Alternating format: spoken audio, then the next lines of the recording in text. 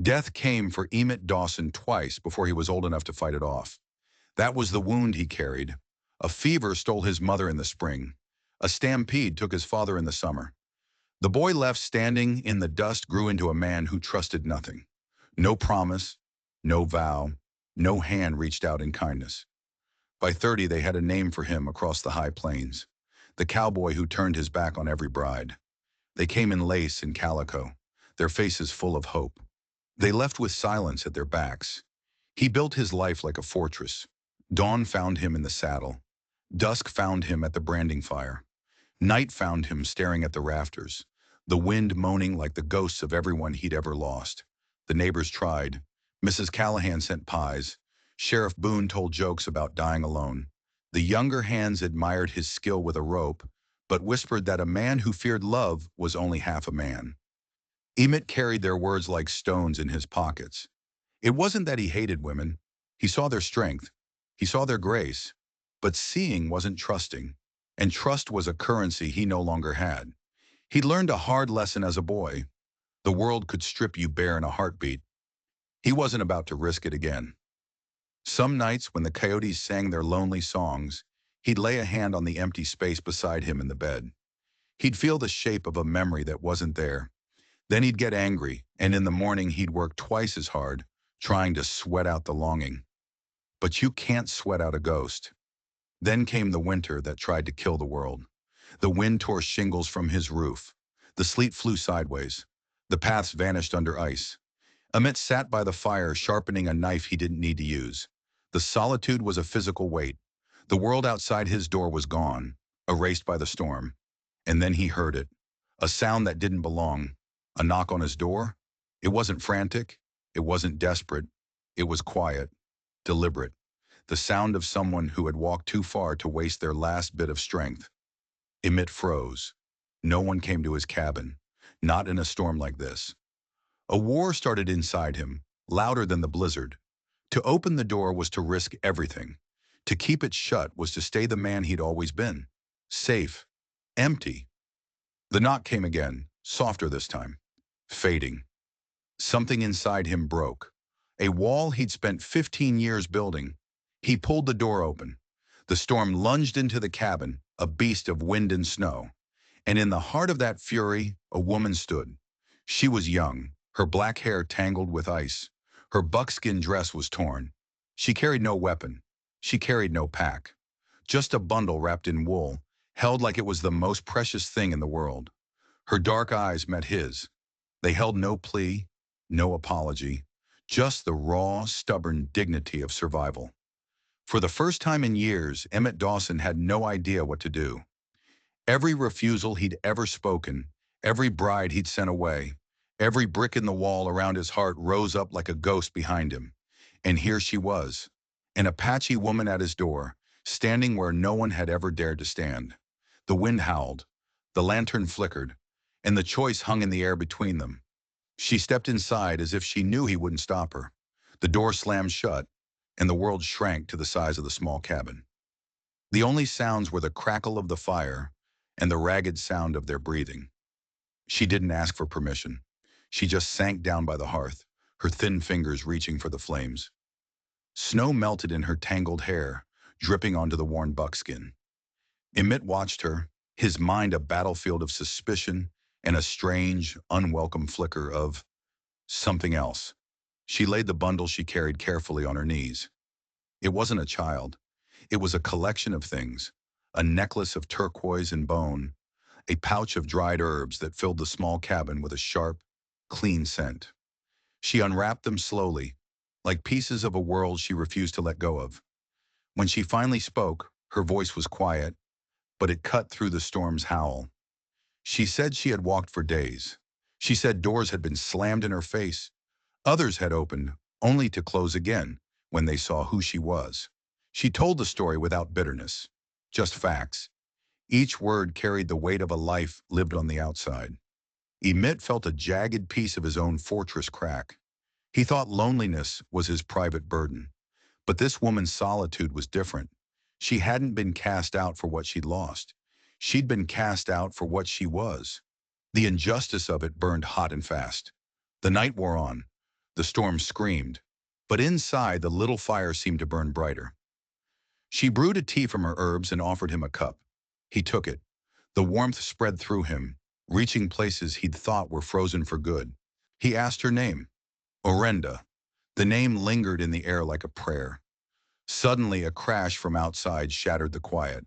A steer, panicked by the storm, had broken through a fence. Emmett grabbed his coat, ready to face the blizzard alone. It's what he always did. But Orenda was already on her feet. She wrapped herself in his spare jacket and followed him out the door. The wind and snow were a physical assault, but she kept pace, her steps sure in the chaos. They cornered the terrified animal against the fence line. She moved with a calm fearlessness, her presence a steadying force until they could guide the steer back to the safety of the barn. Back inside, they stood dripping and breathless. And then a sound Emmett hadn't heard in years filled the cabin. Laughter, soft at first, then real. The room felt alive. He looked at her, her face flushed from the cold, and he knew. He couldn't fit her into his world of silence. She was afire, and the dam inside him finally broke. He told her everything about the fever, about the stampede, about the ashes of a life he'd been carrying ever since. He told her he'd refused every bride not out of pride, but out of a fear so deep it had frozen his soul. He expected to see pity in her eyes, or maybe scorn. He only saw understanding. When he finished, the cabin was silent again. She waited a long time before she spoke. Her words were softer than the storm, but they hit him with the force of a physical blow. Love is never safe, she said. It is never without risk, but it is the only warmth worth choosing. A man can live in winter his whole life if he keeps his door closed to the sun. She wasn't offering him a cure. She was offering him courage. The fire was down to glowing embers. Emmett felt a pull stronger than his grief. He had spent his life bracing for impact, turning away from every chance at connection. And this woman, who had been cast out by the world, had walked through his door and shown him what it meant to endure. He stepped toward her. He had no promises to offer, no flowery declarations. Just 3 words he'd never thought he'd speak. Don't leave me. He hadn't realized he was holding his breath until that moment. The storm outside raged, but the world inside the cabin had gone perfectly still, waiting for her answer. She looked at him, her dark eyes reflecting the last of the fire's glow. And she smiled, a small, tired, but beautiful smile. I have nowhere else to go, she said. It wasn't a promise of forever. It wasn't a vow of love. It was something far more real. It was a beginning. For the first time, Emmett Dawson didn't feel the chill of the ghost at his back. He felt the warmth of the fire in front of him, and he knew with a certainty that terrified and thrilled him that his long winter was finally over. But as the storm outside began to die down, another one was just beginning to gather on the horizon. The storm broke with the dawn, leaving the world buried in a clean, silent blanket of white. But the peace was a lie. Just after noon, a rider appeared. Not a neighbor checking in. This was the law. Sheriff Boone, his face grim, reined his horse in at Emmett's gate. Emmett, he called out, his voice tight. Got a telegraph from up north. They're looking for a runaway, an Apache girl. Says she's property of the Black Creek Mining Company. Emmett's blood went cold. He looked back at the cabin where Orenda was watching from the window, her face a pale mask. The sheriff's eyes narrowed. You seen anyone matching that description, Emmett? Young, dark hair, answers to the name Orenda? The world stopped. The fortress Emmett had built his life on had one rule. Never get involved. Tell the truth. Stay alone. Stay safe. He looked from the sheriff's expectant face to the woman in his window. The woman who had faced the storm with him. The woman who had made him laugh. He took a breath, and the biggest lie of his life came out, easy as breathing. Can't say I have, Sheriff, he said, his voice steady. But my new wife just arrived on the morning stage before the storm hit. Maybe she saw something. The sheriff's jaw dropped. Your wife? Mail order, Emmett said, the lie growing bigger, more solid. Name's Sarah, from back east.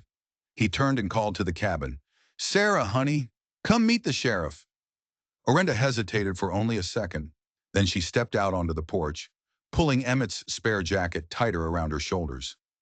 She kept her eyes downcast, playing the part of a shy new bride. Sheriff Boone stared, his eyes full of suspicion. "Well, I'll be. Never thought I'd see the day, Emmett." He tipped his hat to Orenda. "Ma'am." He didn't look convinced. "You let me know if you see anything," he said, his gaze lingering on Orenda for a moment too long. "There's a big reward. Powerful folks want her back." As the sheriff rode away, Emmett felt a tremor go through him. It wasn't fear. It was the thrill of a fight he'd finally chosen to join. He turned to Orenda. The lie hung in the air between them, a dangerous, fragile thing. "The Black Creek Mining Company," she said, her voice barely a whisper. "They are not good men." "What did they do to you?" Emmett asked. She finally looked at him, and he saw the story in her eyes. It wasn't just about being a runaway. It was about something she had that they wanted. She went back inside and returned with the bundle. She unwrapped the beaded necklace, the pouch of herbs, and from a hidden pocket, she pulled a rolled-up piece of oilskin. She unrolled it on the table. It was a map, not of trails or rivers. It was a map of the mountains, marked with symbols he didn't recognize. "My grandfather was a shaman," she said. "He knew where the spirits of the earth sleep, where the ground holds its treasures." She pointed to a mark high in the peaks that bordered Emmett's own land. "They call it gold. We call it the mountain's heart. They want me to show them the way." It all clicked into place. The hunt, the reward, the powerful folks. They weren't just hunting a runaway. They were hunting a key. "They think I am their property," she said, her voice laced with cold fire. "But the mountain belongs to no one." Met looked from the map to her face. He had lied to the law for her. He had claimed her as his wife. He had stepped out of his fortress and into her war. "Then we'll make sure it stays that way," he said. He knew the mining company wouldn't give up. The sheriff would be back. They were living on borrowed time, bound together by a lie that was becoming more real with every passing hour. He had wanted to avoid all risk, and now he was risking everything for a woman he barely knew. And he had never felt more alive. What do you think happens next? Does the town believe his lie? Let me know in the comments below. The lie took on a life of its own. Emmett rode into town for supplies, and the whispers followed him everywhere. Emmett Dawson married? To who? Came in on the stage, they say. He played the part of a flustered newlywed, buying flour and sugar and a bolt of blue calico cloth he thought might look good on Orenda. He called her Sarah to everyone, and she, in turn, called him Emmett. Back at the ranch, they fell into a strange new rhythm. They were pretending to be man and wife, but the pretense felt more natural than Emmett's lonely reality ever had. She cooked meals that filled the cabin with smells he'd forgotten. He taught her how to mend a fence, and was surprised by how quickly she learned. They worked side by side, two solitary people building something together. A life. But the shadow of the Black Creek Mining Company was always there. One afternoon, a wagon rattled up the path. It was Mrs. Callahan, the neighbor who always brought pies. She carried one now, her face a mixture of curiosity and suspicion. "Emmett," she said, peering past him into the cabin. "The whole town is buzzing. We were starting to think you'd never settle down." "Found the right one, I guess," Emmett said, trying to sound casual. Orenda stepped forward, her hands clasped in front of her. She looked at Mrs. Callahan with those steady, dark eyes. "It's a pleasure to meet you, ma'am," she said, her voice soft. "I'm Sarah." Mrs. Callahan's eyes scanned Orenda from head to toe, taking in the buckskin dress hidden beneath a new apron made from the calico cloth. "You're not what I expected." "Life is full of surprises," Orenda replied, a faint smile on her lips. The visit was tense. Mrs. Callahan asked 100 questions. Where was she from? How did she meet Emmett? Orenda answered with simple, vague truths, never once breaking character. After Mrs. Callahan left, Emmett let out a long breath. "You're good at this." "I have had to be many things to survive," Orenda said. "A wife is the easiest role I have ever played." The words hung in the air, full of unspoken meaning. That night, the ghost came back. Not his, hers. Emmett woke to the sound of her crying out in her sleep. He went to the small cot he'd set up for her by the fire. She was thrashing, caught in a nightmare. He knelt beside her and gently touched her shoulder. Her eyes flew open, wide with a terror that wasn't meant for him. "They're coming," she gasped, scrambling upright. "It was a dream," he said, his voice quiet. "You're safe here." She shook her head, her whole body trembling. "They are never far away," she told him then. Not about the gold, but about the men. The foreman, a man named Silas Thorne, who ran the mining company. A man whose cruelty was a legend. He was the one who had captured her. He was the one who had tried to break her will. "He said he owned my spirit," she whispered, her arms wrapped around herself. "He said he would follow me to the ends of the earth." Emmett felt a rage so cold and pure, it was like a shard of ice in his gut. He stood up and walked to the window, staring out at the dark, silent prairie. "Let him come," he said, his voice a low growl. "He'll find more than a runaway Apache girl waiting for him. He'll find her husband." He turned back to her. The lie was gone. In its place was a promise. He saw it in her eyes, too. The fear was still there, but beneath it, something else was growing. Trust. The next day, he found her by the creek, washing clothes. He came up behind her and gently took the wet cloth from her hands.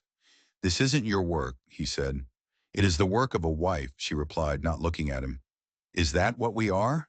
he asked, his voice rough. "Pretending?" She finally turned to face him.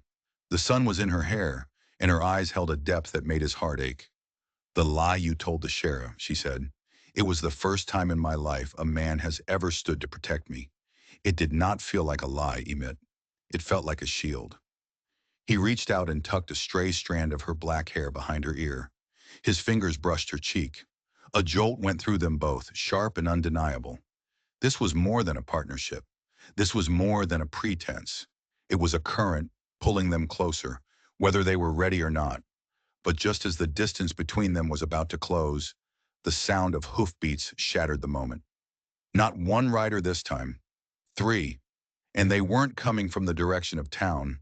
They were coming from the mountains, from Black Creek. The fragile piece of their pretend life was about to be torn apart by a brutal reality. Thorne had found them. Emmett didn't have to be told who was coming. He saw it in the way Orenda's body went rigid, the way the color drained from her face. "Go inside," he said, his voice low and urgent. "Lock the door." "No," she said, her chin lifting. "I will not hide." The three riders came to a stop just beyond the fence line. The man in the middle was tall and broad, with a cruel slash of a mouth and eyes as dead as stones. Silas Thorne. "Dawson," Thorne's voice was a gravelly sneer, "I heard you found something that belongs to me." "The only thing on this ranch that belongs to anyone is the land under my feet," Emmett shot back, his hand resting on the Colt at his hip. "And that's mine." Thorne's dead eyes slid to Orenda. "The girl, she has a map. Give her to me, and I'll forget I ever saw you." "She's my wife," Emmett said, the words no longer a lie but a declaration of war. Thorne laughed, a harsh, ugly sound. "Wife? You think a piece of paper from a preacher makes her yours?" "I have a bill of sale, Cowboy. Paid her tribe $100 in rifles and whiskey for her. She's company property." The revelation hit Emmett like a punch to the gut. They hadn't just captured her. They had bought her. The tribe, desperate and broken, had sold one of their own. He saw the shame and pain flash in Orenda's eyes before she masked it with defiance. "My people made a mistake," she said, her voice clear and strong. "They do not own my spirit, and neither do you." "Spirit don't mean much when your body is in a cage," Thorne growled. He gestured to his men. "Take her." The two men started to dismount, their hands on their guns. Emmett drew his Colt so fast it was a blur of motion. "First man who touches her dies." The standoff was absolute. The silence stretched, thin and tight as a wire. Then another sound. More riders, coming fast from the direction of town. It was Sheriff Boone, and behind him, a posse of 6 men, ranchers and townsfolk, Mrs. Callahan's husband among them. "Thorne!" the sheriff yelled. "What's the meaning of this? You're on Dawson's land!" Thorne's face twisted in fury. "This is a company matter, Boone. Stay out of it." Not when you're threatening one of my citizens, the sheriff replied, his eyes landing on Emmett and Orenda standing side by side, and his wife. The town had made its choice. The whispers and suspicions had been replaced by something else. They had seen Emmett, the loner, open his home. They had seen Orenda's quiet dignity, and they didn't like outsiders like Silas Thorne throwing their weight around. Thorne was trapped. He couldn't start a gunfight against the sheriff and half the town. He glared at Emmett, his eyes full of venom. "This isn't over, Dawson. That map will be mine."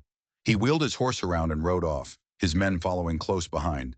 As the dust settled, Emmett looked at the faces of his neighbors. They were looking at him with a new respect. He had drawn a line, and they had stood with him. He turned to Orenda.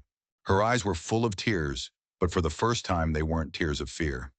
"Thank you," she whispered. "We're not done yet," Emmett said, his gaze on the mountains where Thorne had disappeared. "He'll be back, and not with the law on his side." He knew what he had to do. He couldn't wait for Thorne to attack. He had to take the fight to him.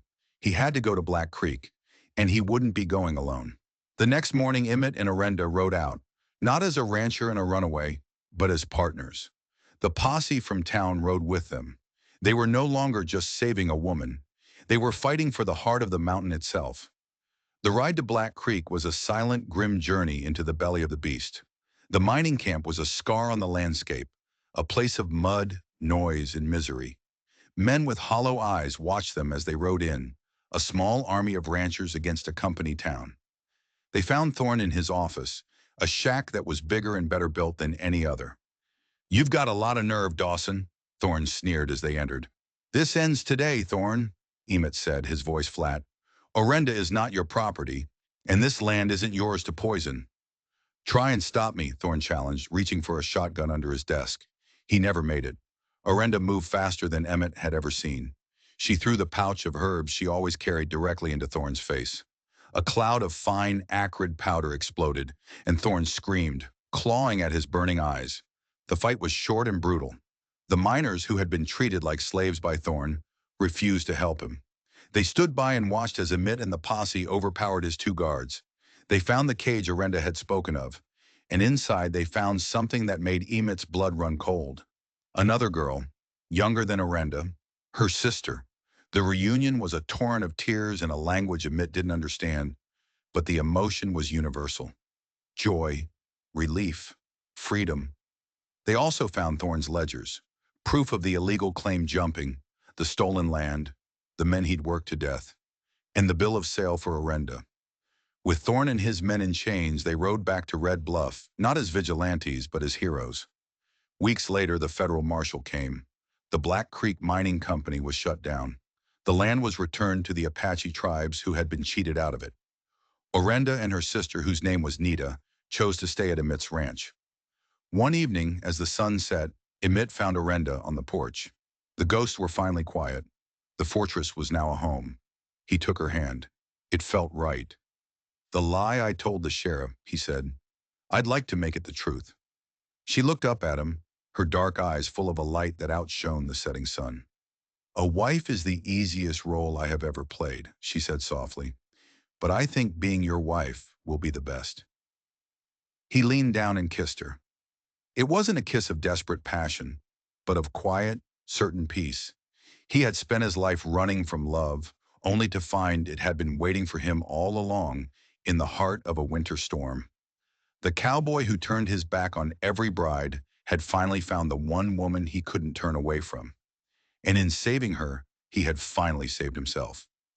If you enjoyed this story of a heart thawed by courage, and you want to hear more tales of the Untamed West, don't forget to hit that subscribe button and ring the notification bell. Let us know in the comments what you think Emmett and Orenda named their first child.